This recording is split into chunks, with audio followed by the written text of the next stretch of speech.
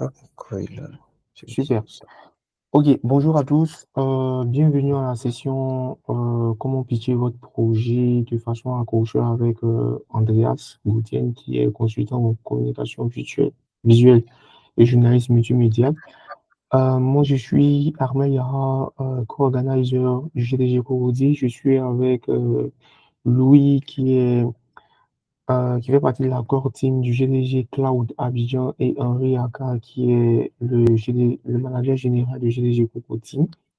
Alors, comme on l'a dit dans la description de l'événement, on s'est inscrit en fait dans une série de deux formations pour permettre en fait aux développeurs de pouvoir avoir des compétences en communication digitale afin de pouvoir vendre ou de pouvoir présenter en quelque sorte leur projet.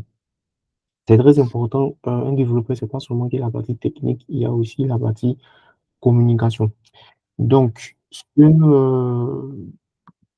nous voulons en fait, ce que nous voulons que les développeurs aient comme compétence, c'est permettre en fait de pouvoir avoir des bases nécessaires en communication s'ils se retrouvent face à une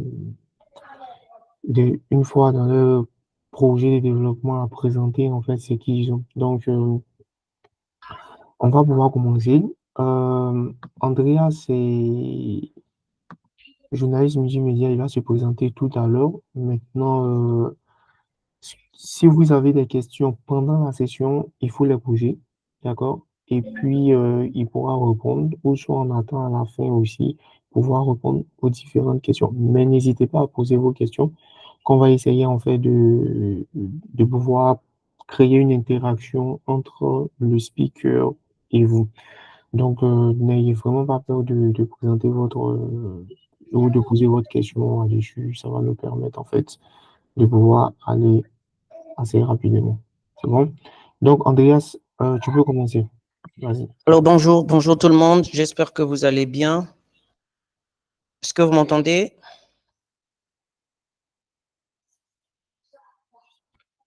Est-ce que vous m'entendez? Ouais, normalement, Est-ce je pense que vraiment, pour moi, c'est bon. Après, il n'y a pas de souci, hein. est-ce que les gens, j'ai pas de retour des autres personnes, je sais pas. Bon, les micros sont fermés, je sais pas comment. D'accord, ok. Bah, si Ok, c'est c'est bon, bon, ça c'est m'entend, bon. alors c'est bon. Alors, je suis déjà, premièrement, je suis Andreas Gauthier, consultant en communication visuelle et journalisme multimédia, et entre-temps aussi entrepreneur, mais je suis à la fois aussi, je travaille pour le port autonome de Port-Noir, dont j'ai la fonction de chef de service communication et relations publiques, et avec une expérience de 13 ans. Donc ça, c'est dans le domaine institutionnel. Donc, ça m'a permis de pouvoir côtoyer les appels d'offres et puis souvent de voir les présentations de ceux qui pouvaient venir présenter leur service. Et en tant qu'entrepreneur, en ayant plusieurs fois soumis comme on appelle, aux subventions, je me suis rendu compte que c'était très important pour pouvoir avoir une connaissance dans le domaine de l'exposition de ces projets, mais surtout le pitch en communication. Donc, c'est cela. Et puis, je tenais à dire que je suis honoré d'être là, d'avoir la possibilité de partager sur ce sujet. Donc, sans plus tarder, je dis déjà merci à ceux qui sont en train de faire un travail extraordinaire, donc Armel et puis toute l'équipe. Je tenais à vous féliciter pour cela. OK.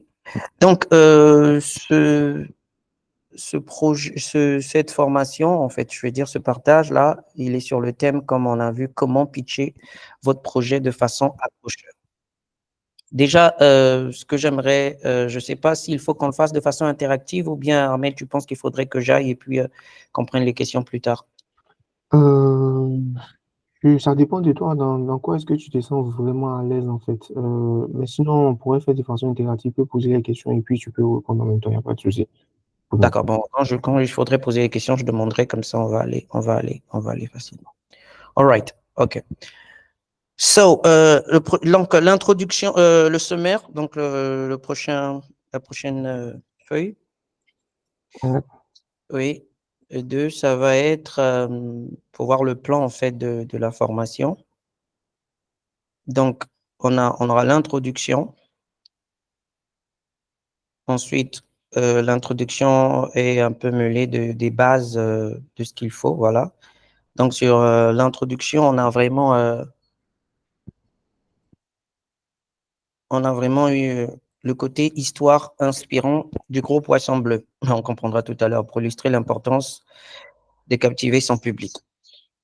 Donc, on va parler en général et puis on ira dans les détails en fonction des profils de chaque personne, si possible. Mais sinon, lorsque je préparais ça, c'était vraiment dans le but que l'on puisse avoir une connaissance un peu plus générale.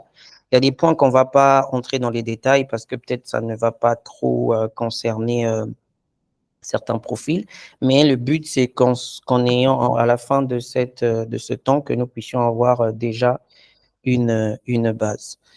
Donc, il y a l'introduction. Ensuite, il y a le grand 1 qui va être la connaissance de sa cible. Donc, l'identité de sa cible, auditoire, collaborateur, investisseur, client. Donc, quand je parle de cible, c'est vraiment la personne qui se trouve en face de nous ou les personnes qui se trouvent en face de nous. Le grand 2, ça va être créer le lien, donc connecter avec la cible. Et le troisième, ça va être déclencher le rêve et la passion. Ensuite, il y aura la conclusion. Donc ça, c'est vraiment, comme je dis, je vais sur une base un peu plus directe pour que ça soit compris de façon un peu plus accessible à tout le monde. Parce que si on rentre dans le domaine totalement, s'il faut mettre les bases de la communication, on risque de dire des choses qui ne vont faire que nous distraire. Donc, on va passer au prochain slide, 3. Juste en bas. Donc, ça, c'était le deuxième slide. On va aller au troisième. Donc, l'introduction. Voilà. Bon, donc, je vais demander, là, on peut être interactif. Je veux dire, ne vous imaginez surtout pas un beau poisson bleu. Ne l'imaginez pas nager dans l'eau. Non, non, non. Surtout, n'imaginez pas ce poisson portant un chapeau sur la tête. N'imaginez pas. J'insiste, n'imaginez pas que ce poisson vient de mordre à un hameçon. Le pêcheur tire de toutes ses forces, il réussit à sortir le poisson joyeux de l'eau. Malheureusement, notre poisson bleu va être mangé. Mais soudain, il lâche son chapeau et le poisson repart dans l'eau. Notre ami le poisson est libre. Je vous dis, n'imaginez pas le poisson bleu. N'imaginez vraiment pas ce gros poisson bleu-là. N'imaginez pas qu'il a un chapeau sur la tête. N'imaginez pas que ce poisson-là va mordre à l'hameçon. N'imaginez pas ce poisson. Est-ce que quelqu'un peut me dire s'il a vu le poisson ou pas? On peut répondre, hein?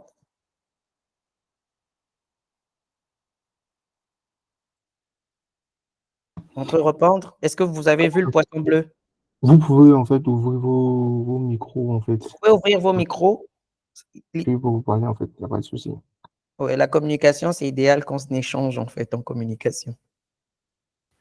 Ouais, moi, j'ai vu le poisson bleu.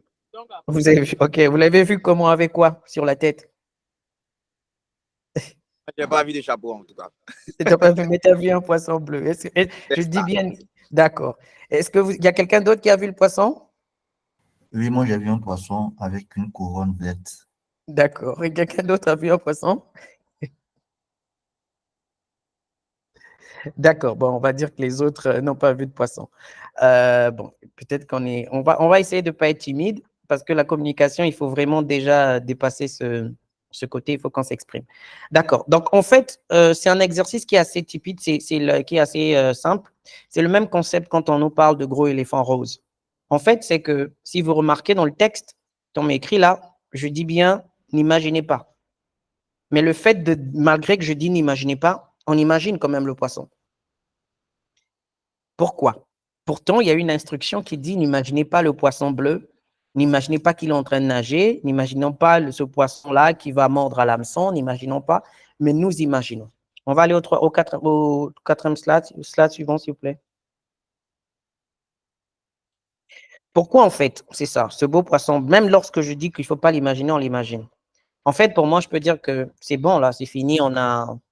Pour ceux qui ont déjà vu le poisson, je peux me dire que on peut s'arrêter là, en fait. Avec votre permission, ce que j'ai pu faire, c'est que j'ai pu passer une image. Prochain slide.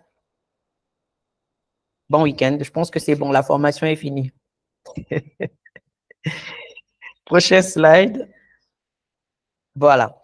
Alors, qu'est-ce que j'ai essayé de faire tout à l'heure? Ce que j'ai fait, c'est que j'ai semé une image dans votre esprit.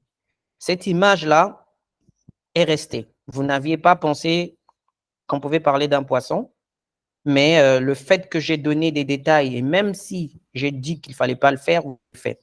Alors, quel est le point? Le point, c'est qu'en fait, pitcher, ça vient du verbe anglais, c'est le verbe anglais pitcher prononcé carrément, simplement, c'est lancer. C'était donc lancer. À la base, le mot pitcher en anglais, c'est lancer.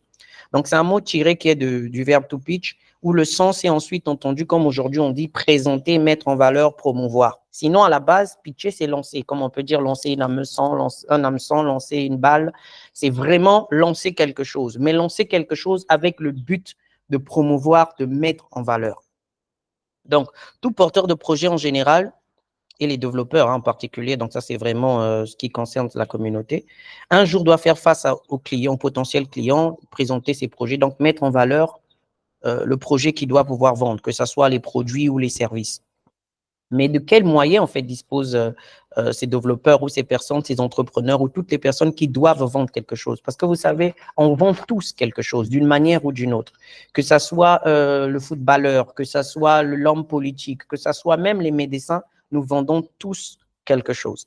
Et donc, il faut savoir comment on vend. Et donc, au-delà de cela, dans la base, normalement, dans le pitch, en communication, on a le A qui est donc mentionner l'idée générale du projet. Donc, il faut mentionner l'idée générale d'un projet.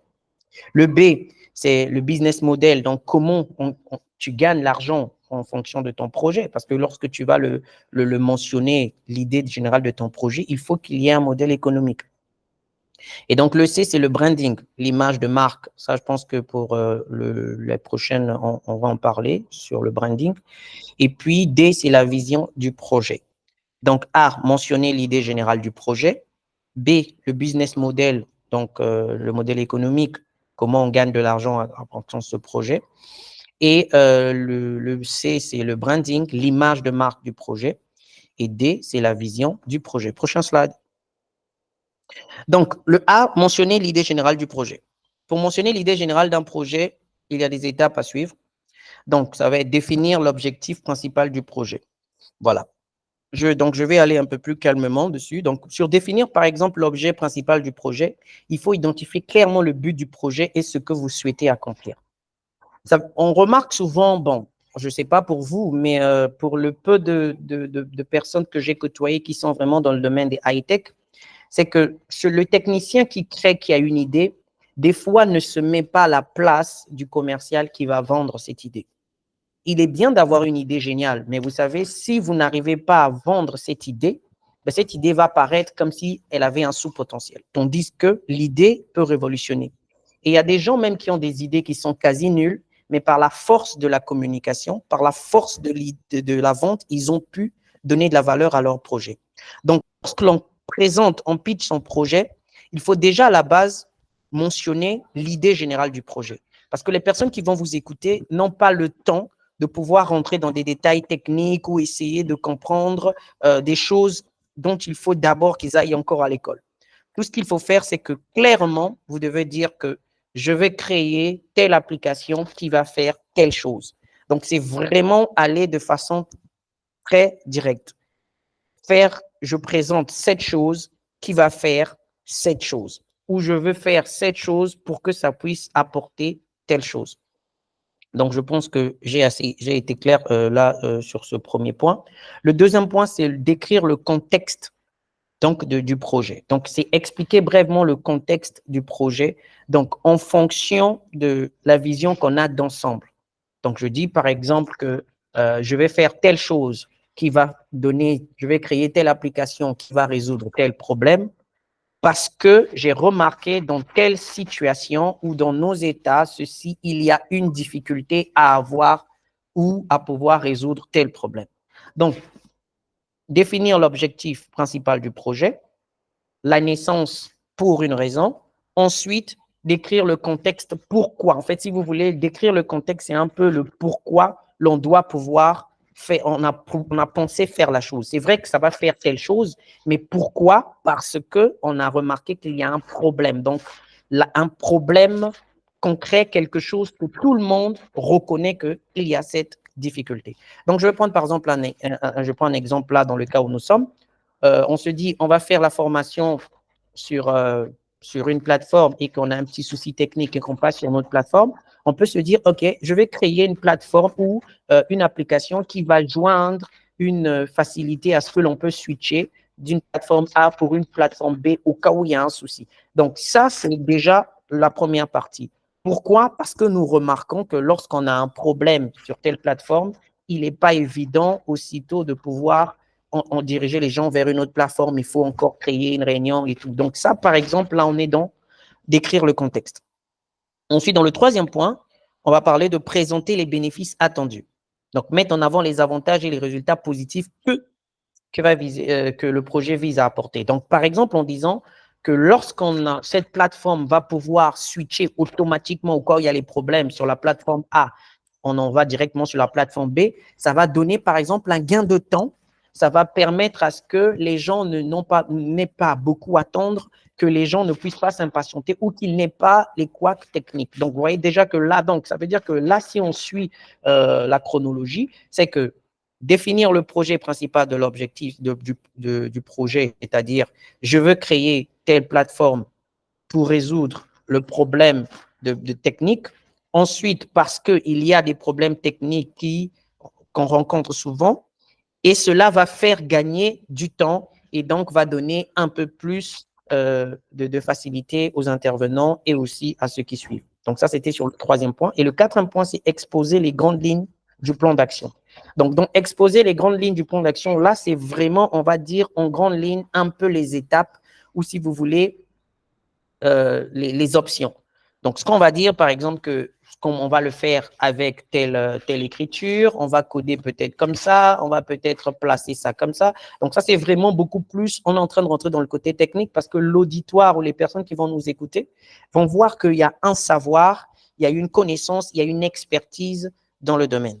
Et le dernier point pour ce grand A, c'est souligner l'importance et la valeur ajoutée du projet. Donc ça va vraiment mettre en évidence en disant que cette technologie qu'on va apporter va être une chose qui peut révolutionner, mais aussi ça va donner beaucoup plus de confiance ou beaucoup plus d'alternatives aux organisateurs et à ceux qui suivent. Donc ça, c'était vraiment le grand A. C'est vraiment l'idée générale du projet. On ne rentre pas vraiment dans les détails, mais on dit en premier accord, c'est-à-dire en ouvrant la porte, on dit voilà ce que j'ai, voilà ce que ça va faire. Ensuite, je décide de le donner, de le faire parce qu'il y a telle situation. Ensuite, dans les bénéfices, c'est pour régler tel problème. Je donne les grandes lignes en disant je vais le faire comme ça, en telle minute, en telle heure, ou bien avec telle plateforme ou telle technologie. Et puis à la fin, c'est vraiment quelque chose de révolutionnaire. Donc là, déjà, je suis sur le premier A et sur le grand A. Est-ce qu'on peut avoir est-ce qu'il y a des questions ou bien on peut continuer?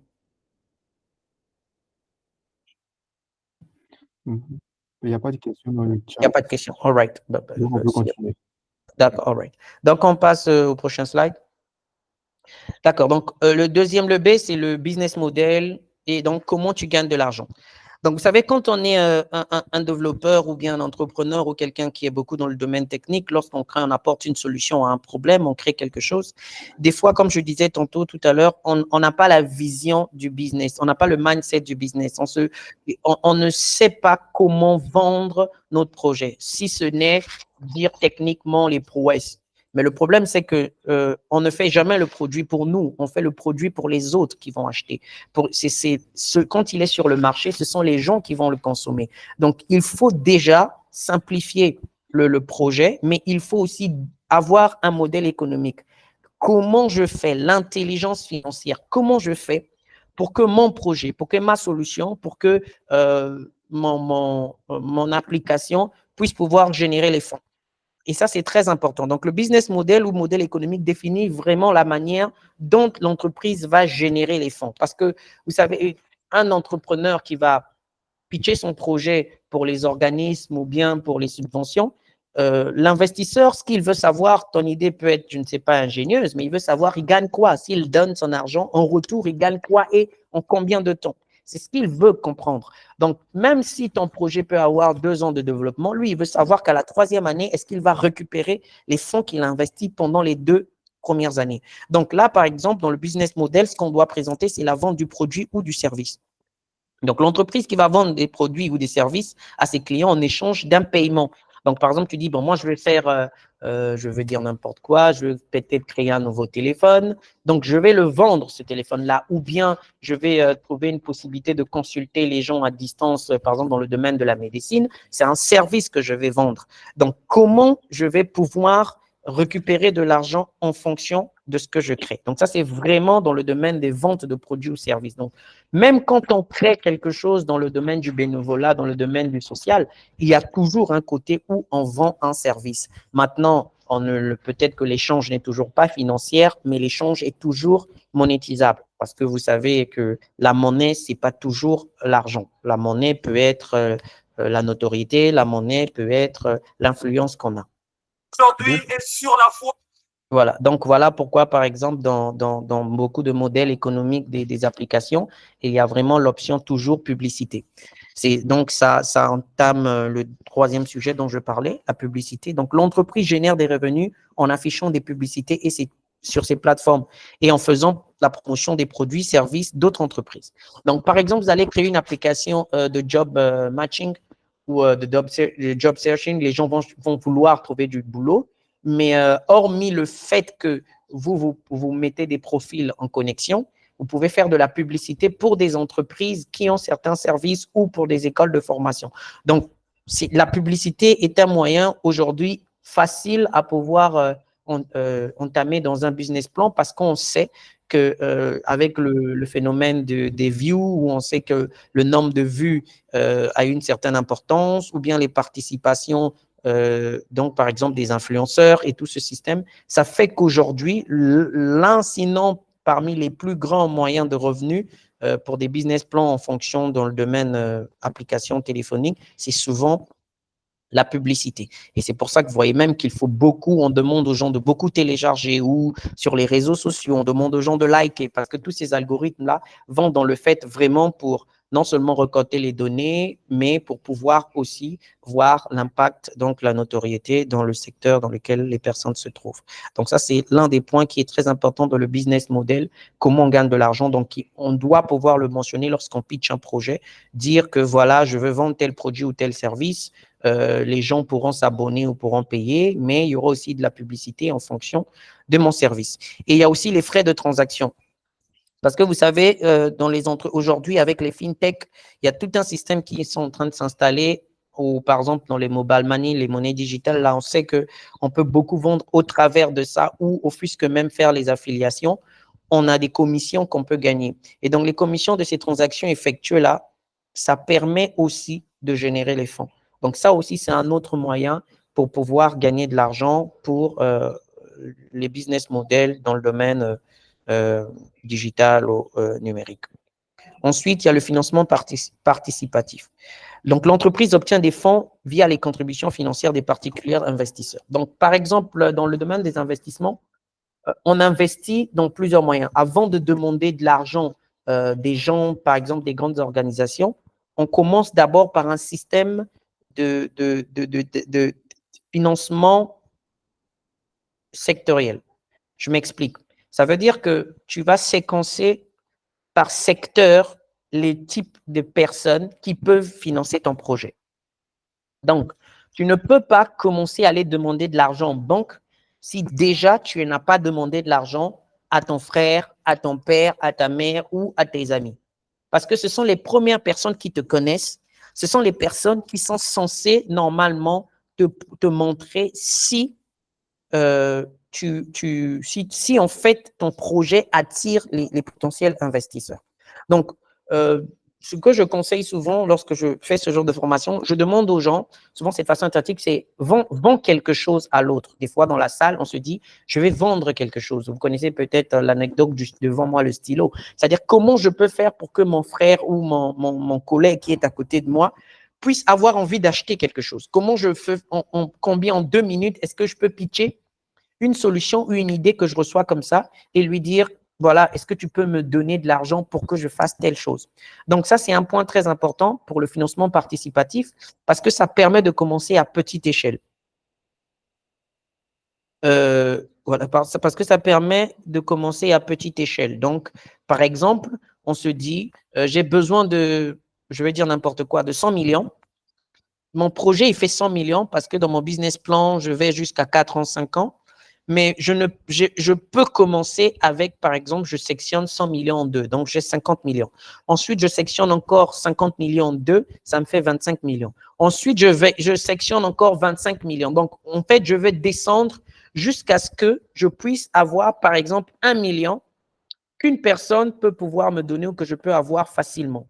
Et vous savez aussi, il y a une chose qu'on dit, c'est que la banque ne prête qu'aux riches. Donc, ça veut dire que quand vous prêtez de l'argent, il faut déjà avoir un peu d'argent. Mais cet argent que vous allez avoir là, il faut bien trouver déjà cet argent, rassembler déjà cet argent. Et donc, si vous demandez par exemple 10 millions, il faut déjà avoir au minimum les 10% de 10 millions. Donc, 1 million. Donc, et 1 million, vous pouvez avoir les 10% de 1 million qui est 100 000. Donc, en fait, on peut commencer avec 100 000. Comment? Tu dis, écoute, par exemple, un ami ou un frère ou un papa, tu dis, j'ai tel projet. Dans mon projet, je veux atteindre 10 millions. Mais pour que j'atteigne 10 millions, il faut que je puisse investir 1 million et les 1 million me donneront 10 millions sur tant de mois. Est-ce que tu es capable de me donner 100 000 pour que je te les rembourse avec intérêt, je ne sais pas, de 25% dans 2 ans ou dans 16 mois? Et donc, quand tu as les 100 000, tu vas chez quelqu'un d'autre, tu dis, écoute, moi, je vais atteindre 1 million et tout, mais j'ai 100 000. Est-ce que c'est une garantie pour que tu puisses me donner 500 ou 700 pour que j'atteigne exactement? Donc, c'est un système d'aller en échelle parce que vous avez sectionné la poire en fonction de votre business plan. Donc, ça, c'est vraiment le financement participatif. Je pense que jusque-là, c'est bon. Il y a des questions?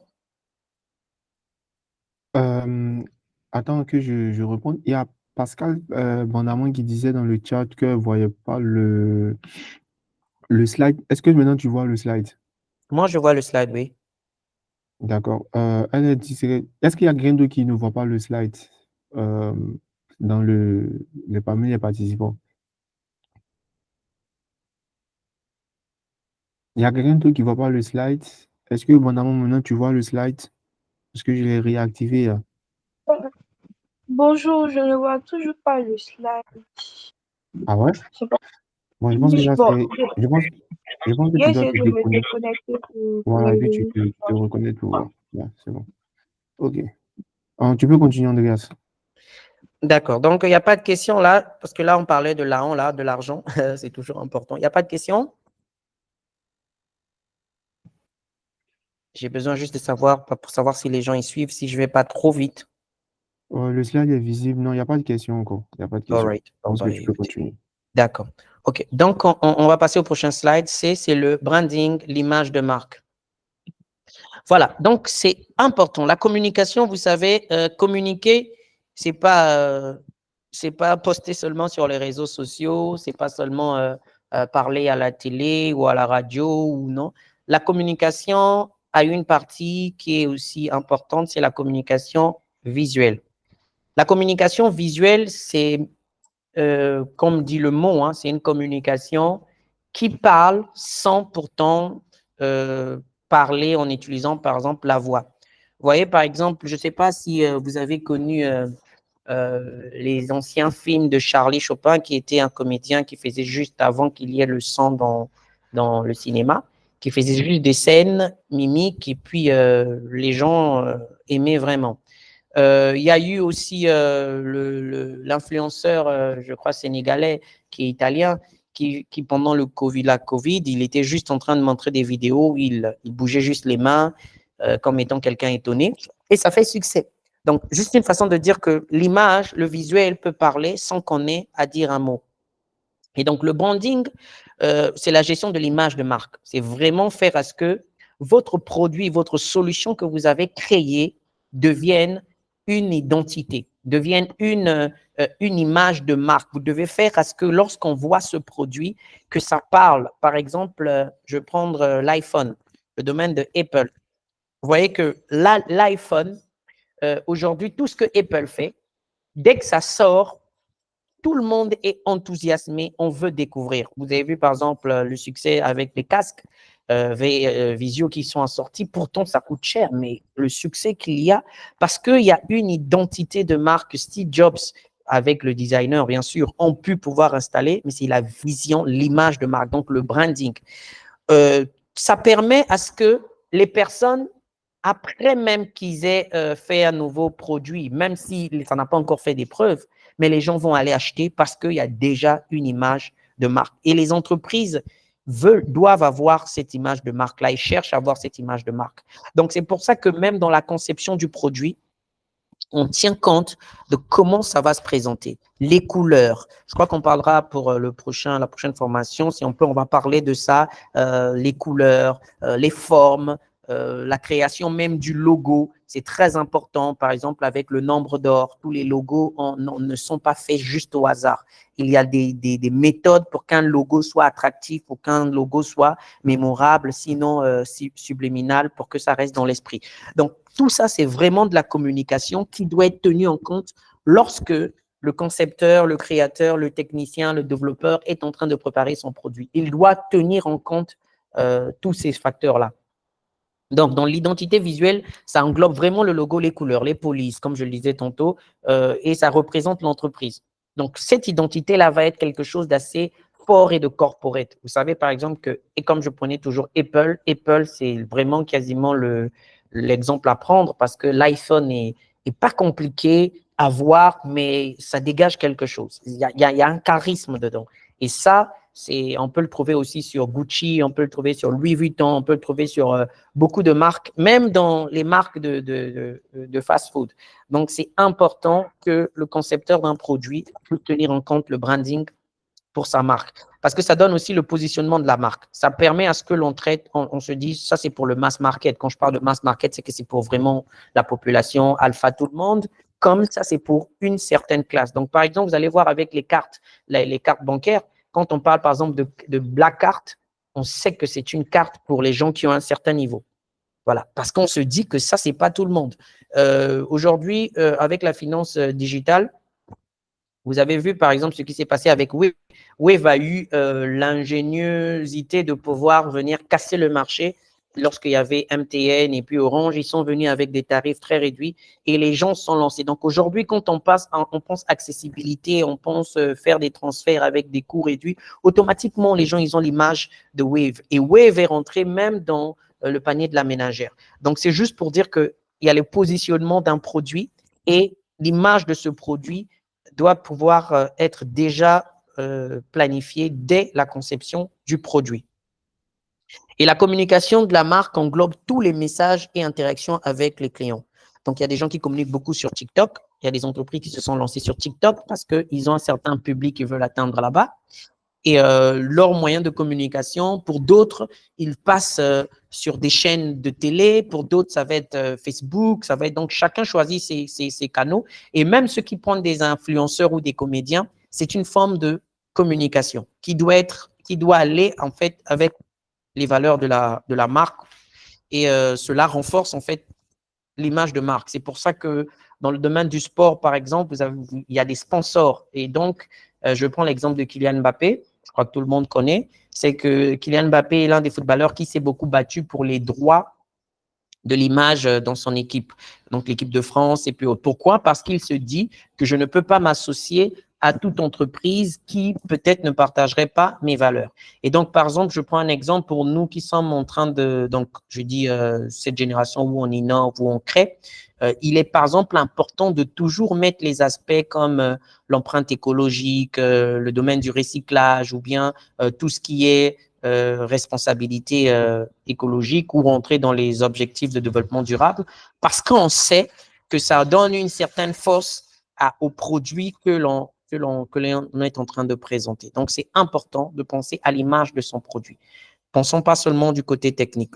Et l'expérience client, c'est vraiment le côté où le client, lorsqu'il utilise, par exemple, une application, il sent que l'entreprise ou l'entreprise qui a créé le produit a pensé à lui. Il y a une certaine facilité. C'est pour ça qu'il y a souvent des mises à jour pour que l'expérience puisse être agréable et donc ça permet à ce que le client puisse voir que ça, c'est un bon produit ou ça, c'est du sérieux. Parce que si vous prenez une application où le design, le côté UX n'est pas bien fait, ça laisse à désirer, ça rame, aussitôt, ça nous donne une mauvaise image du produit. On se dit, bon, les gens, ils ne sont pas encore prêts, ils ne sont pas aguerris. On dit qu'il y a un grand potentiel sur le produit. Et le dernier point, c'est la notoriété de la marque. Donc, comme je disais tantôt, que la notoriété de la marque va vraiment sur la visibilité de la marque. Et cette visibilité sur le marché, c'est en fonction de la façon dont les gens ont adopté le produit. ont une expérience qui va de façon à accroître la notoriété de la marque. Donc, ça, c'était le côté branding, l'image de marque. Des questions? Non, je vais aller sur la vision du projet. Voilà. Donc, la vision, c'est vraiment la dernière partie de le côté introduction. C'est que la vision d'un projet présente la direction, le projet à long terme. Un investisseur, il ne va pas venir investir s'il sait que, s'il ne voit pas en vous le fait de persévérer ou de continuer. Parce qu'il y a des business qui ne produisent pas le même jour. Souvent, non, en majorité même. Tout business, c'est à partir de, on passe le cap de la première année. Deuxième, c'est à partir vraiment de la troisième année qu'on commence à générer les fonds. Donc, en majorité. Donc, en fait, la vision, ça permet à ce que les gens voient que vous allez quelque part, que vous venez de quelque part et que vous allez quelque part. Et donc, ça définit clairement les objectifs, la destination et même les personnes que vous devez pouvoir coopter avec vous. Donc, c'est vraiment quelque chose de très important, la vision, parce que dans l'impact attendu, les gens, ils veulent savoir que le visionnaire nous avait dit ça et voilà, finalement, nous avons vécu ça. Le visionnaire avait planifié ça, voilà, finalement, nous avons vécu ça. Donc, même quand il y a des problèmes difficiles, on sait que c'était prévu dans le plan parce que vous voyez avec l'analyse SWOT ou force, faiblesse, opportunité et risque, on sait qu'il y a des moments difficiles et il y a des moments où on peut pouvoir sortir la tête de l'eau. Donc, c'est vraiment des valeurs fondamentales, la vision, parce que ça reflète aussi les valeurs. C'est pour ça que les missions s'accompagnent toujours de la vision et des valeurs, parce qu'on sait qu'une entreprise qui a un fort positionnement en valeur, ça permet de pouvoir sélectionner d'autres entreprises qui ont les mêmes valeurs, donc des potentiels partenaires. Donc, l'avant-dernier point, l'innovation et la créativité. C'est vraiment une vision inspirante qui encourage l'innovation et la créativité. Et cela permet aussi d'avoir dans nos équipes des personnes assez créatives parce qu'il y a des gens qui viennent souvent travailler dans un projet juste parce que le projet les inspire. Pas toujours parce qu'ils ont besoin d'argent, mais parce qu'ils veulent pouvoir contribuer à apporter leur pierre à l'édifice pour un changement assez déterminant. Donc, ça aussi, c'est quelque chose de très, très, très important dans la vision du projet. Et dans l'alignement stratégique, la vision doit être en accord avec la stratégie globale de l'organisation et contribuer à la réalisation de ses objectifs à long terme.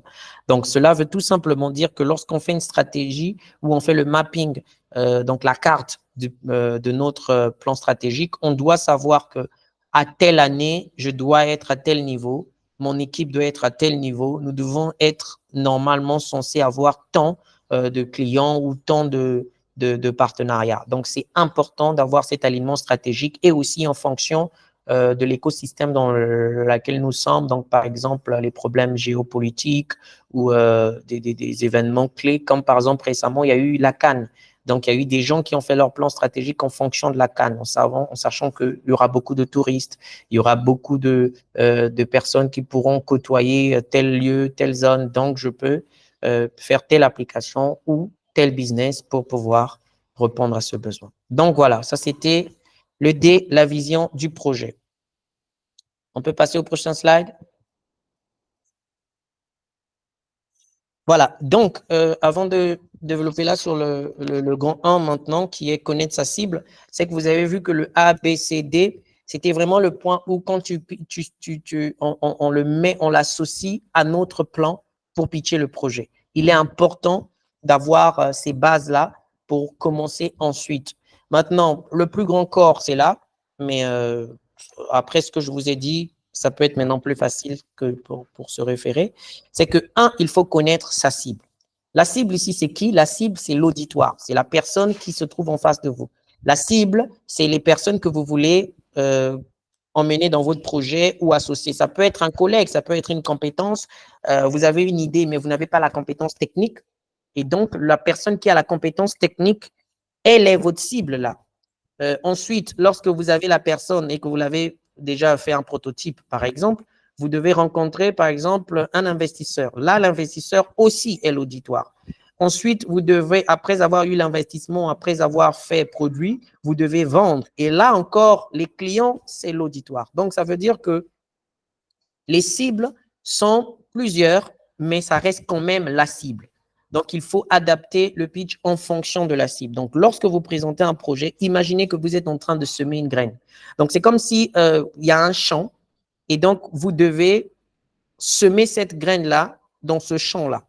Donc, le champ doit être préparé parce que la graine doit avoir la chance de pousser. La graine doit pouvoir produire le fruit. Donc, la graine ici, c'est le projet.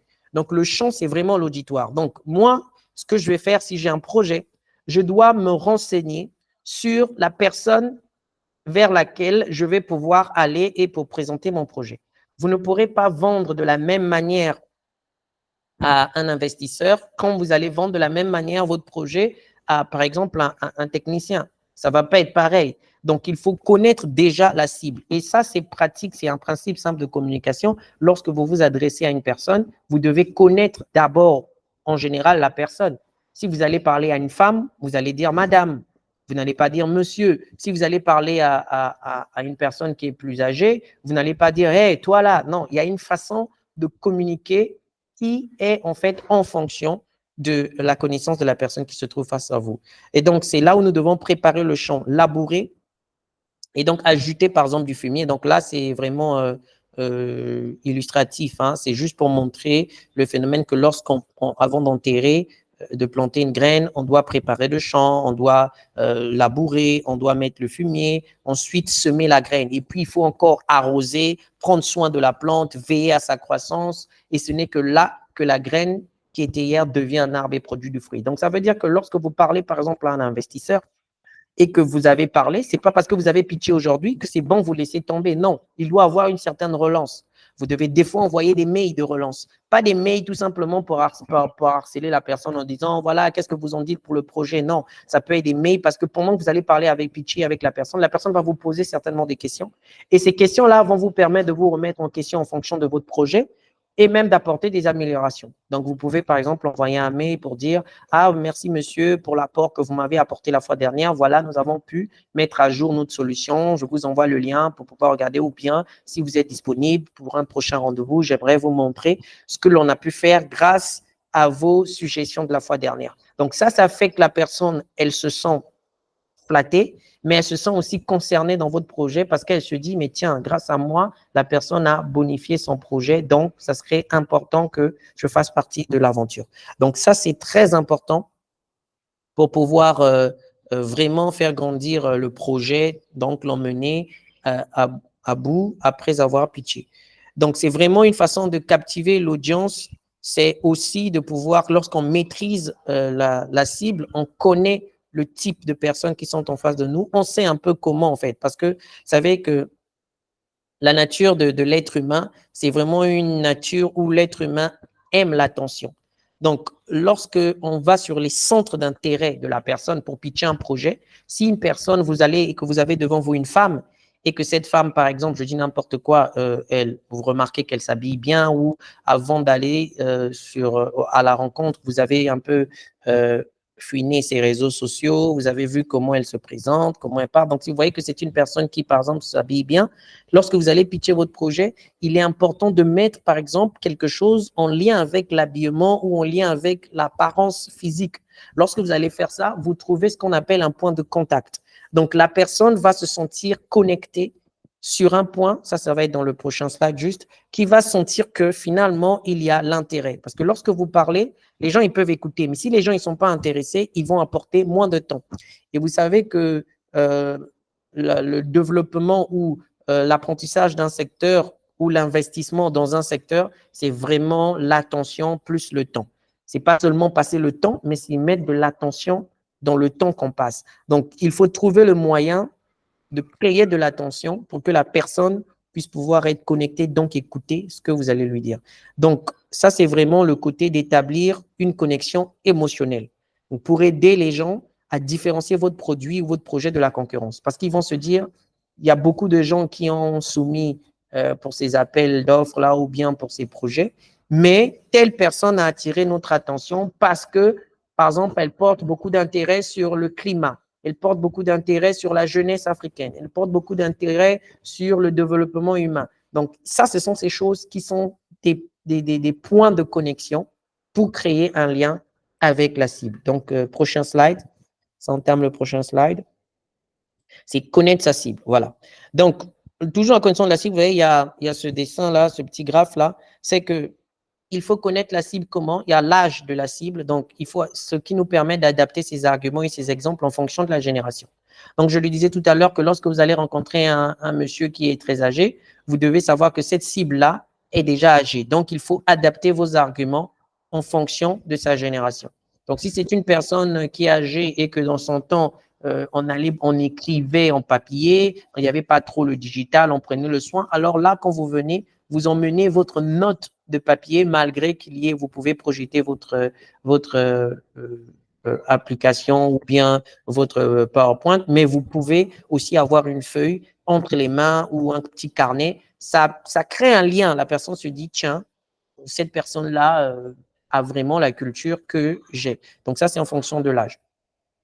Il y a le sexe aussi, très important, dont je parlais, par exemple, la femme ou l'homme. C'est très important. Si vous avez devant vous une femme, il faudrait que vous parlez en faisant, par exemple, des compliments ou en mettant en avant l'égalité des sexes. Donc ça crée un environnement d'échange exclusif et respectueux. Très important. La classe sociale, établir une relation de confiance. Parce que la classe sociale permet à ce que la personne se mette en confiance. Lorsque vous parlez, vous dites, par exemple, vous, monsieur, j'imagine que vous prenez soin de votre famille, imaginez que telle solution peut aider vos enfants ou votre femme. Et selon votre standard, ça donne beaucoup de crédibilité parce qu'on se dit, vous connaissez les responsabilités des gens d'une certaine classe sociale. Le langage est important, très important aussi, parce que le langage va permettre à ce que l'on puisse nous juger en fonction de notre niveau scolaire. Quand je parle niveau scolaire, c'est pas toujours avoir fait l'université, mais c'est est-ce que l'on parle avec un langage assez soutenu? Parce que si on vient de dire là à la place de le, on dit il à la place de elle, on est vraiment embrouillé, ça montre comme si on n'est pas préparé. Donc, c'est toujours important de comprendre toutes ces choses, de savoir ce qu'on va dire et de répéter. C'est pour ça que c'est important de répéter devant un miroir ou devant des amis le pitch qu'on va faire. Et le dernier point, c'est la personnalité. Cela, c'est vraiment pour ajuster son discours et son approche. Parce que la personnalité, c'est qu'il y a 4 types de personnalités. Je ne l'ai pas mentionné là, mais il y a 4 types de personnalités. Et ça, c'est vraiment dans l'étude du DISC. C'est qu'il y a des sanguins, il y a les mélancoliques, il y a les flegmatiques et on a les colériques. Donc, les flegmatiques, ce sont ces personnes-là qui sont très lents, c'est-à-dire qu'ils prennent le temps de réfléchir avant de se lancer. Donc, ceux-là, déjà, c'est ces personnes que lorsque vous vous retrouvez devant, par exemple, quelqu'un de flegmatique, il faut savoir que la personne ne va pas dire oui aussitôt. Donc, il faut prendre un peu plus de temps pour lui donner plus de détails, plus d'informations. Les colériques, c'est des personnes qui sont chaudes, mais très fermes et très directes. C'est-à-dire la personne va peut-être vous parler avec un langage très sec, mais que ça ne doit pas vous déstabiliser. Vous ne devez pas prendre ça de façon personnelle parce que la personne est de tempérament colérique. Ensuite, vous avez des mélancoliques. Les mélancoliques, c'est des personnes qui sont très sociables, qui sont mais très calmes. C'est des personnes qui sont beaucoup dans l'empathie. Donc, lorsque vous allez présenter une application ou un projet, vous devez aller aussi dans le sens de l'empathie, sachant que la personne, c'est celle qui va vous permettre, lorsque vous avez fait une erreur, de recommencer. Elle est beaucoup empathique, donc les mélancoliques. Et les sanguins, c'est des personnes qui sont très chaudes aussi, mais qui sont très enthousiastes. Ils emmènent de la joie. C'est des gens très sympathiques. Donc, avec eux aussi, il ne faut pas venir avec la timidité. Il faut se sentir un peu dégagé. Et puis, c'est des gens qui peuvent s'emballer facilement. Donc, voilà. Donc, ça, c'était le point où il faut connaître sa cible. Donc, c'est l'âge, le sexe, la classe sociale, le langage et la personnalité. Ce sont des choses à tenir en compte lorsque l'on va pitcher un projet. Donc, ce sont des choses qu'il faut avoir comme connaissance avant de se présenter devant la cible. Prochain slide. Créer le lien. Déjà, est-ce qu'on a des questions pour la première partie, pour le grand 1? Pas de questions dans le chat. Bon, Oui, tu déjà, veux poser une yo- question, vas-y. ok. Vous m'entendez? Bonjour à Oui, tous. oui. Bonjour. D'accord. Ma question est là, concerne le slide précédent, sur la Oh, personnalité de la cible qu'il faut connaître. Comment on oui. peut connaître, comment on peut connaître la personnalité de notre cible? Je trouve que cette partie-là est un peu délicate. D'accord. Bon, déjà, connaître la personnalité d'une personne, comme je disais tout à l'heure, il y a 4 types de personnalités. Les 4 types de personnalités, c'est les scientifiques qui l'ont fait. Il y a des, comme je dis, les mélancoliques, les flegmatiques, les colériques et les sanguins. Il y en a les 4. Maintenant, il y a des exercices ou des tests qu'on fait de personnalité pour connaître. Mais bien sûr qu'avec la personne, vous n'allez pas faire de test. Mais vous pouvez, ce que j'ai dit tout à l'heure, par exemple, fouiner, apprendre sur la personne ou sur l'entreprise. C'est-à-dire que vous allez, c'est en général, parce que là, vous pouvez avoir des collaborateurs, vous pouvez avoir des investisseurs, vous pouvez avoir des clients, c'est en général. Donc, il faut connaître, faire un peu avant de rencontrer la personne, avant de venir pitcher, parler de son projet, il faut connaître à peu près la personne. Donc, quels sont les points qui s'accrochent un peu à la personne? Vous voyez, il y a des choses qu'on peut connaître de loin, c'est-à-dire dès qu'on voit une personne, on sait que cette personne-là est stricte, cette personne-là est joyeuse, cette personne-là est sympa.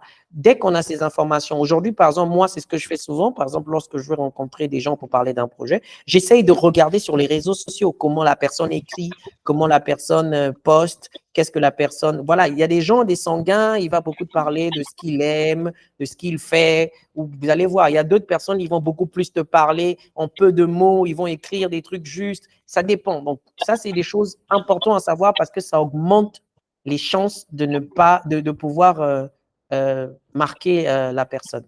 Est-ce que j'ai répondu à la question? Oui, oui. Maintenant, j'ai un cas de figure. J'ai Oui. un cas de figure. Ça, dans l'explication que vous avez donnée, c'est quand une personne ou bien un groupe de personnes a un projet à présenter devant des investisseurs ou autres on va dire, qui connaissent ou qui connaissent. Maintenant, et dans le cas d'une compétition, dans le cas je sais pas moi, un hackathon où on est amené à présenter, à pitcher son projet. On ne connaît pas forcément comment dire, les jurys, on ne connaît pas forcément les personnes auxquelles on sera amené à présenter. Ça sera un peu difficile de connaître tout ça. Oui, je vois là, dans le domaine de l'hackathon, alors là, ce qu'on va faire, c'est que, vous savez, il faut voir l'institution ou l'entreprise qui organise l'hackathon. Je m'explique. Une entreprise est une personne morale. Une association, un organisme est une personne morale. Donc, on sous-entend que cette personne-là a une vision. Donc, l'entreprise, c'est comme on peut dire le GDG, Cloud Abidjan, peut-être, a une vision, a des valeurs, a une mission.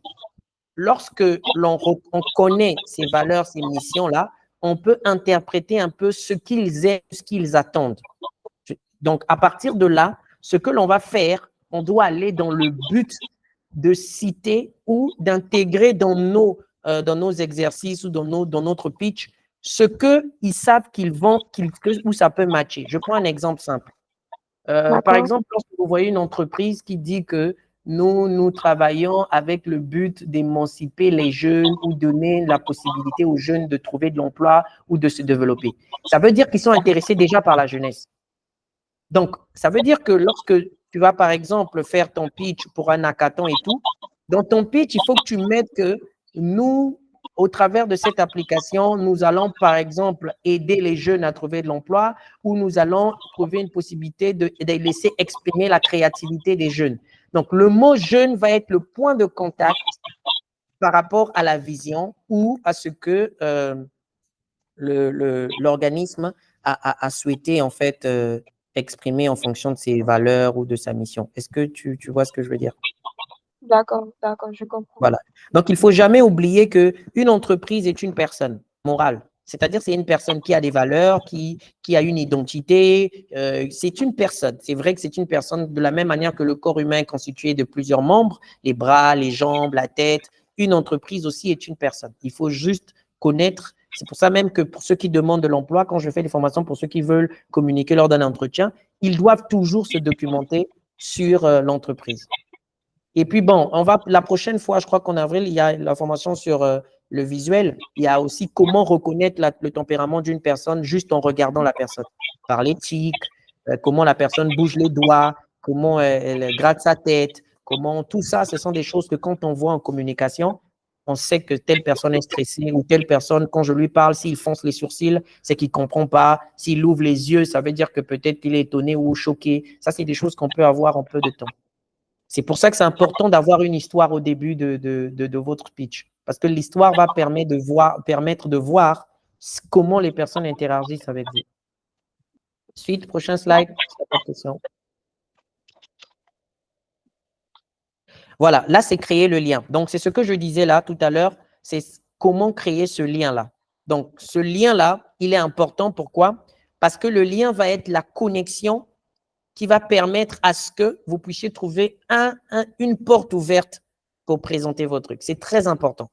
Parce qu'après avoir connu la personnalité de la personne et tout, vous avez commencé à centrer un peu votre sujet. Dès que vous sentez qu'il y a un lien, vous devez continuer dessus.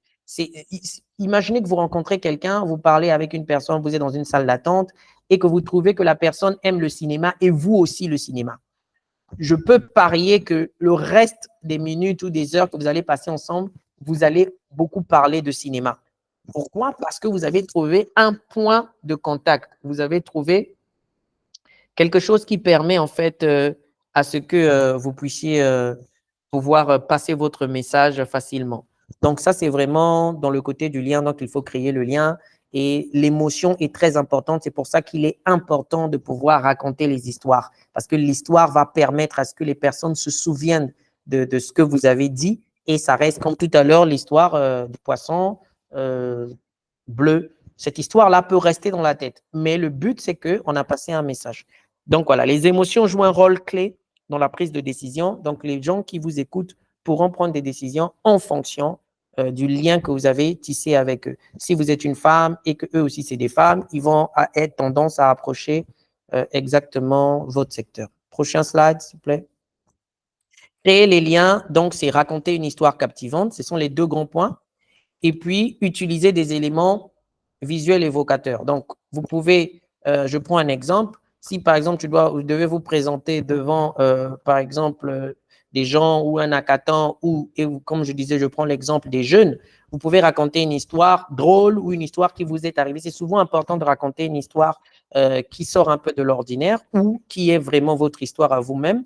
Et imaginez que sur votre t-shirt, vous avez un symbole qui va parler de votre histoire ou un truc qui va dire la jeunesse peut faire. Donnez-nous juste notre chance. Vous avez, quand tu as un t-shirt comme ça qui dit que la jeunesse peut faire, donnez-nous juste notre chance, et que vous parlez de votre projet et vous mettez l'accent sur la jeunesse, les gens vont se dire, ça peut les influencer, ils vont se dire, bon oui, pourquoi ne pas lui donner sa chance? Donc ça, c'est le côté visuel. C'est les deux façons de créer le lien. Ça crée les émotions et les émotions font à ce que l'on puisse s'attacher à une vision, à un projet, à un produit. Le visuel est très important et très impactant parce que c'est ce qui reste dans la tête. Prochain slide. Là, c'est le 3, déclencheur de rêve et la passion. Donc, après avoir mis dans la tête de la personne l'idée qu'on voulait, donc par l'histoire, et que ça a suscité de l'émotion en la personne, ce qu'on doit faire, c'est maintenant déclencher le rêve et la passion. Pourquoi il faut déclencher le rêve? Parce que la personne doit nous suivre. Un investisseur doit nous suivre dans notre aventure, doit nous suivre dans notre projet. Donc, pour ça, il faut déclencher le rêve chez la personne. Et c'est vraiment la partie où nous allons évoquer vraiment des pronoms comme nous, vous, et moi ensemble. Donc, c'est vraiment une partie où on se dit à la personne qu'on devient une équipe, qu'on va le faire ensemble. On inspire la personne, on lui emmène dans notre univers, on lui fait rêver. On dit, imaginez que grâce à ça, on arrive à guérir telle maladie. Imaginez que grâce à ça, on arrive à faire ceci, ça sera la fierté. Imaginez que, et moi, souvent, je vais vous dire un petit truc que moi, je fais dans mes projets entrepreneuriaux. Souvent, ce que je fais, c'est que je dis à la personne, je cite à la personne les personnes qui ont fait des projets qui ont fait succès, mais que les premières personnes à qui les avaient présentés n'avaient pas cru en eux. Donc, je dis, par exemple, vous imaginez que Steve Jobs avait proposé tel projet avant, mais on ne l'avait pas pris au sérieux. Mais aujourd'hui, regardez ce que Apple est devenu. Et donc, est-ce que vous serez prêt à prendre le même risque et laisser passer ce genre d'opportunité? Vous voyez, ça fait quelque chose à la personne. Ça crée une émotion de culpabilité, mais ça crée une émotion aussi d'enthousiasme. La personne se dit, bah, tiens, j'ai envie de voir où est-ce qu'il peut aller. Il est osé, il se prend pour Steve Jobs, j'ai envie de découvrir. Donc, ça crée une émotion et en même temps, ça met l'enthousiasme et la passion. Et quand vous parlez de votre projet, c'est pour ça que c'est important, comme je disais, de pouvoir pitcher avant. Vous devez vous habituer avec ce que vous dites. Ça doit devenir tellement vrai que même lorsque la personne écoute sans avoir vu le produit ou la solution, se dit, j'ai envie d'aller avec cette personne, j'ai envie de voir ce qu'il va faire. Voilà. Donc ça, c'était ce côté déclencher le rêve et la passion. Ensuite, prochain slide.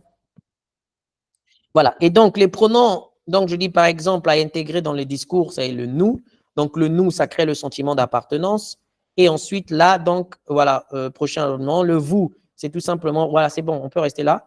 Donc, déclencher le rêve et la passion. Donc, vous voyez, il y a le moi. Donc, l'idée que moi j'ai, ça va sur le vous, sur les personnes.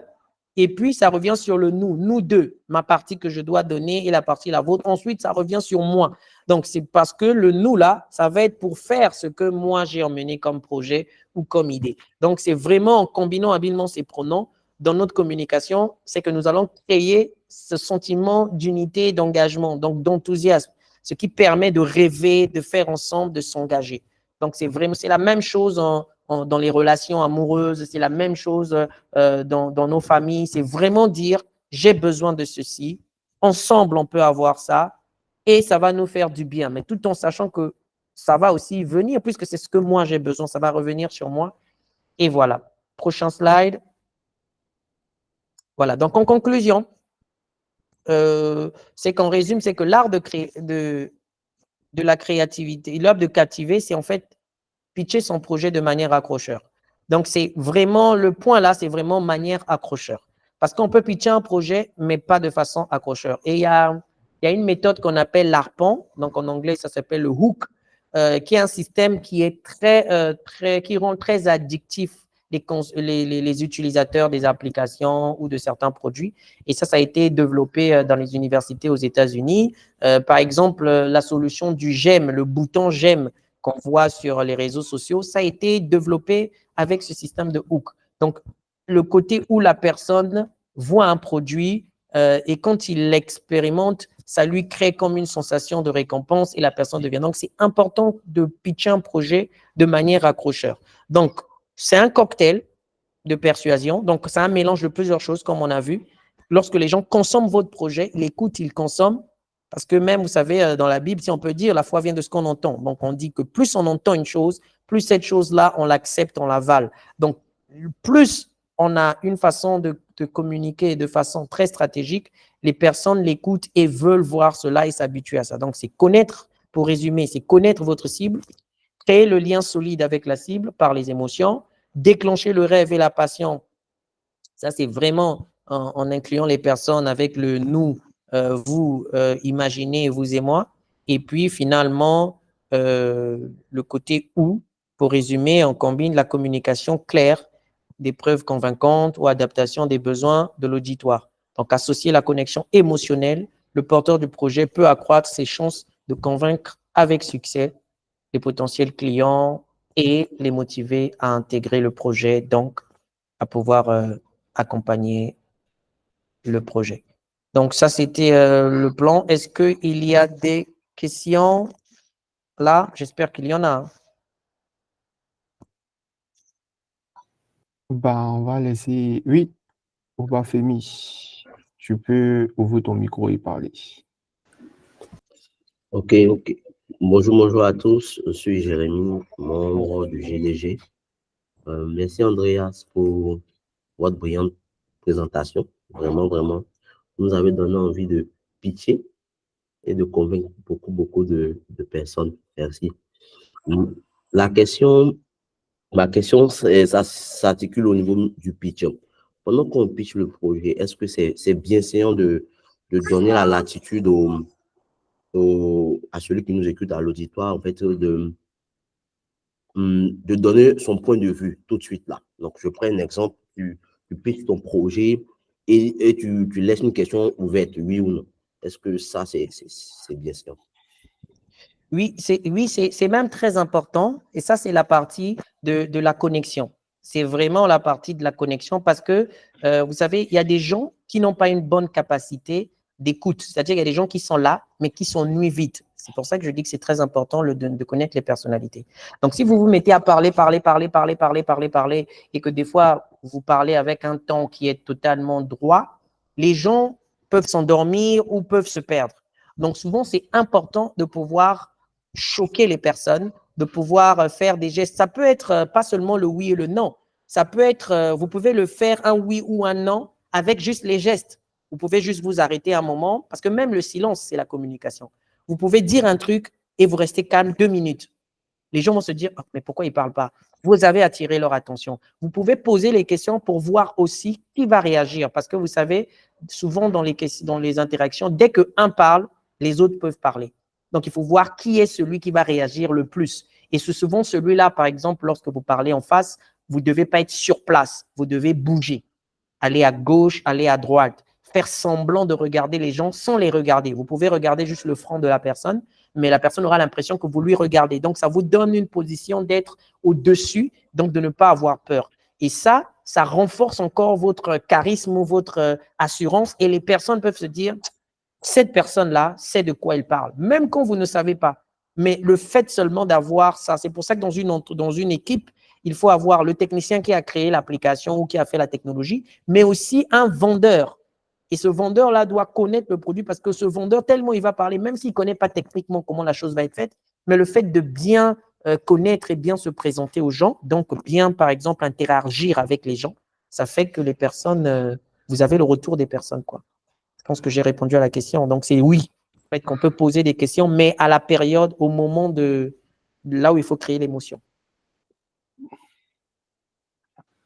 D'accord, merci.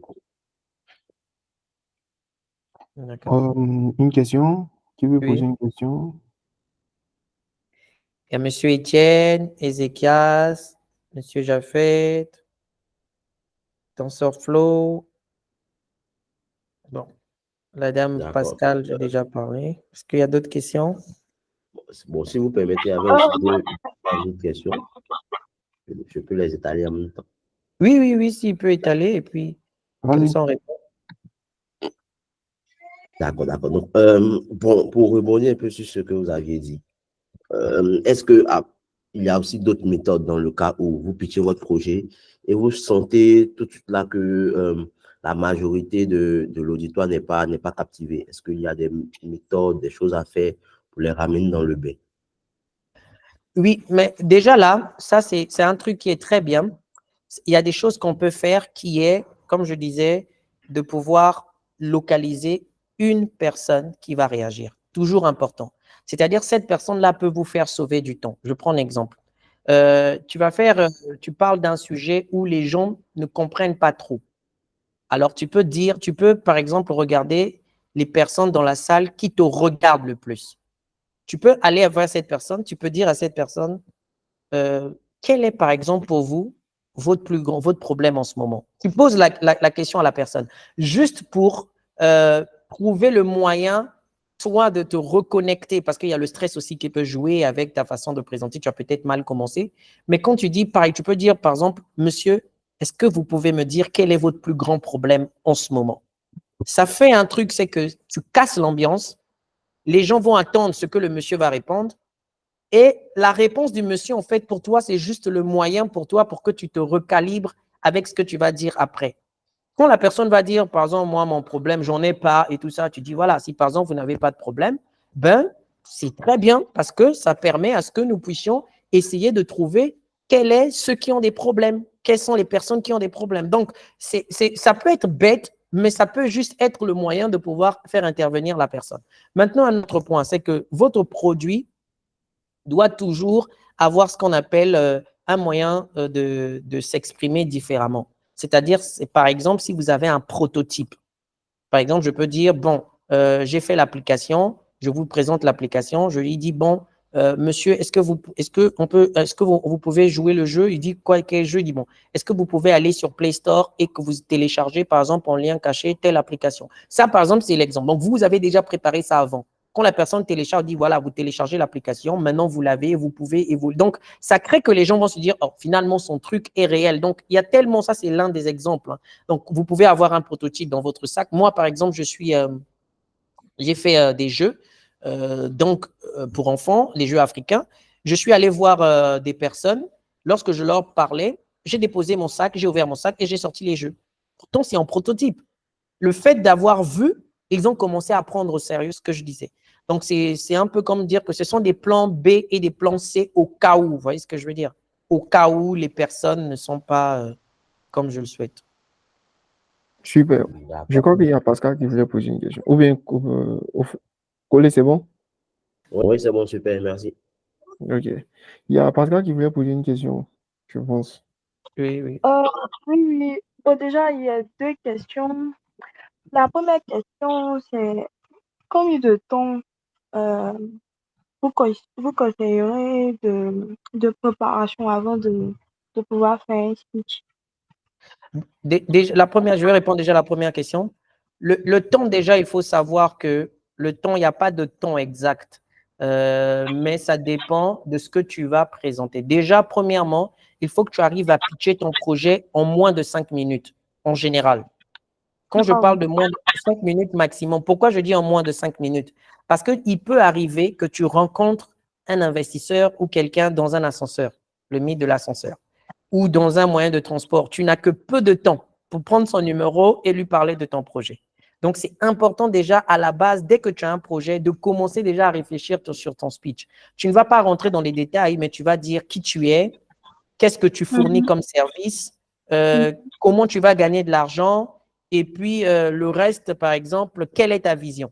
Donc, tu vois, tu as déjà, par exemple, ces 4 ou ces 5 points. Tu sais, je suis Madame Pascal Bandama, étudiante, ceci. J'ai créé ça qui va faire ça pour résoudre à tel problème et je gagnerai, ça va faire gagner de l'argent par là. Et la vision est que dans les 5 ans, dans les 3 ans, je puisse être en numéro 1 sur la fiche. C'est tout. Donnez-moi est-ce que je peux avoir votre contact pour pouvoir en parler dans les détails. Donc ça déjà, tu l'as fait, tu vois, en moins de 3 à 5 minutes, tu vois. Et plus tu auras l'habitude de le faire souvent dans ton projet, plus ça va devenir c'est comme dire ton nom et ton prénom et ton âge en fait. Qui tu es, ce que tu fais, ce que tu apportes, comment ça fait gagner de l'argent et jusqu'où tu veux aller. Voilà.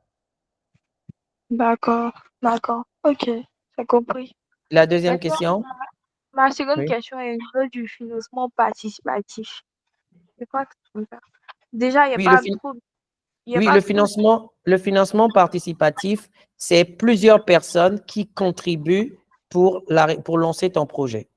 Donc, dans le financement participatif, comme dit le mot, c'est le financement, donc l'argent participatif, c'est les gens qui vont participer. Donc, par exemple, ta famille, tes amis, tu vois, le dernier point là, c'est comment les gens vont participer. Donc, par exemple, quand tu parles de ton projet, il faut que tu dises, par exemple, que je veux faire telle chose, mais j'ai déjà tant et il me manque tant. Tu vois, je veux faire telle chose, mais j'ai déjà réalisé ceci à telle version. Il me manque ceci pour avoir telle chose et avec vous, je pense pouvoir y arriver. Il faut toujours montrer que tu as participé d'une façon ou d'une autre. Comme je le disais tantôt, que lorsque tu vas demander un crédit à la banque, il faut déjà que tu aies un peu d'argent. Tu vois, il faut que tu dises que j'ai 1 million et je demande 10 millions. Donc, le financement participatif, c'est ta participation à toi-même et la participation des gens autour de toi, ta famille, tes frères, ton père, ta mère, ton ami. Avant d'aller demander l'argent ailleurs, demande d'abord aux grands frères, aux amis. Tu pitches d'abord le projet chez eux et ça va te permettre en fonction, parce que les gens qui vont te donner leur argent vont toujours te poser des questions. pour savoir s'ils vont gagner. Donc, leurs réponses vont te permettre de peaufiner, d'améliorer ta présentation. Donc, si les gens te disent, OK, ben maintenant, si ça ne marche pas, comment je fais? Toi, ça te permet de savoir, au cas où ça ne marche pas, comment je peux garantir. Donc, ça va te permettre encore de réfléchir.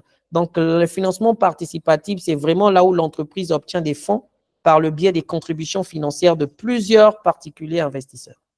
Donc, beaucoup de personnes vont investir dans ton projet, mais tu dois commencer d'abord toi-même. Tu peux investir en formation. Par exemple, là, ce qu'on est en train de faire, tu es en train de te former parce que le temps est une ressource. Tu es en train d'avoir une formation et si tu as des notes, tu notes ce que tu pouvais apprendre à l'école, aller de faire une formation de communication. Tu as déjà quelque chose. Donc, tu viens de te former. Donc, quand tu vas parler, tu peux dire que j'ai eu à suivre une formation par tel de ceci, voilà, et j'ai appris en business plan, j'ai appris en communication, j'ai appris et aujourd'hui, j'aimerais pouvoir faire telle chose. Voilà. D'accord. D'accord. Mais le financement n'est pas forcément matériel. Non, non, non, voilà. C'est Comment très important. Ouais, c'est très important. C'est une très belle question. C'est une belle question parce que tu sais, permets-moi de tutoyer, le financement, on parle de finance, mais on parle de monnaie, la monnaie d'échange. Donc, le temps est une monnaie d'échange. Le talent est une monnaie d'échange. Lorsqu'une personne consacre du temps pour t'accompagner dans tes projets, pour l'autre là, cette personne-là est en train de payer de son temps. Tu vois, lorsqu'une personne va faire un travail en fonction dans le projet que tu es, mais tu ne l'as pas encore payé, mais il fait son talent, il est en train de mettre en exerce son talent pour toi, il est en train d'investir aussi dans ton secteur. Tu vois, tu as des gens qui ne vont pas peut-être te donner de l'argent, mais ils vont te donner des conseils. Donc, c'est toujours un investissement. Tu peux prendre un mentor, le mentor ne va pas te donner de l'argent, mais il va te conseiller, il va te coacher, il va te motiver. Ça, c'est un investissement, c'est une monnaie d'échange. Donc, voilà, le temps est une monnaie d'échange, donc ce n'est pas toujours l'argent. Les gens peuvent investir, par exemple, tous tes amis peuvent mettre ton entreprise ou bien ton projet sur leur statut. Pendant une semaine, tous les jours, ils balancent. Ils sont en train d'investir en toi. Ils te font connaître, mais tu ne leur donnes pas l'argent. Ils ne te donnent pas aussi de l'argent. Voilà. Donc, c'était ce que j'avais préparé pour aujourd'hui. Et ça a été un plaisir pour moi de pouvoir participer. C'est vrai que j'ai couru un peu à cause du temps qu'on avait, mais on espère qu'au cas où besoin, on pourra avoir d'autres temps. Merci beaucoup, Armel. Oui, merci, Andreas. Merci à tous d'être venus, de nous avoir rejoints. Encore une fois, désolé pour les inconvénients du début de la session avec la plateforme. Pour la prochaine session, c'est le 12 avril. Donc, restez connectés en fait parce qu'on a déjà lancé l'événement. Mais pour prévenir en fait le problème technique, restez connectés à vos mails, puis on va créer un autre lien pour revenir ici. Donc, de sorte à ce que l'événement, quand vous allez c'est le 12 avril, c'est déjà sur la plateforme. Donc, vous pouvez vous inscrire à l'événement de sorte à ce qu'on puisse vous envoyer un lien en fait qui va vous rediriger directement ici. On ne va pas prendre en fait la plateforme sur laquelle vous vous êtes inscrit. Vous êtes inscrit. Donc, si vous n'êtes pas encore inscrit, allez-y vous inscrire. Et regardez vos mails, on va faire des mises à jour, on va vous envoyer des mails de rappel, des mails de mise à jour pour que vous puissiez avoir le lien pour venir directement ici au lieu de rester en fait sur Bévis. Voilà. Donc, c'est la première session. La deuxième session aura lieu le 12 avril, je crois que c'est la même heure. Et c'est toujours dans le même cadre. Je crois que le titre, selon que je me rappelle un peu de ça, c'est comment créer une identité visuelle qui se distingue. Voilà. Donc, ce sera encore avec Andreas. Et le but ici, comme je l'ai dit au départ, c'était pour que les développeurs puissent avoir des compétences en matière de communication pour vendre leurs projets. Voilà. Donc, c'est pas seulement que technique. Et il y a aussi il y a le volet aussi communication. Peut-être que si on a la chance d'avoir quelqu'un qui fait de la finance aussi, pourra venir parler de business plan, pourra venir parler un peu de comment est-ce que financer son projet, comment trouver des financements, etc. Et puis aussi, il y a le côté aussi marketing qui va avec. Donc, il y a plusieurs volets. Donc, le GDG Code, il se tient du côté des développeurs pour pouvoir en fait les aider. Donc, merci à tous. Merci Andreas pour ta belle présentation.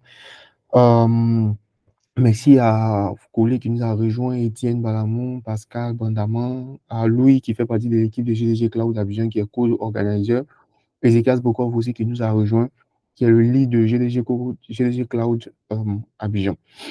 Donc, merci à tous et puis on se dit rendez-vous le 12 avril. D'ici là, portez-vous bien, passez un excellent week-end et aussi prenez soin de vous. Bye. Bye bye. Bye. Merci. Bye. Au revoir. Merci. Bye.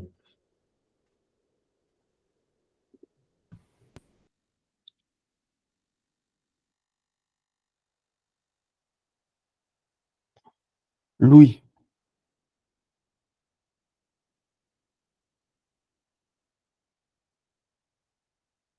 Ezekias, tu peux arrêter l'enregistrement, s'il te plaît? Et je ne suis pas connecté avec le compte de la communauté.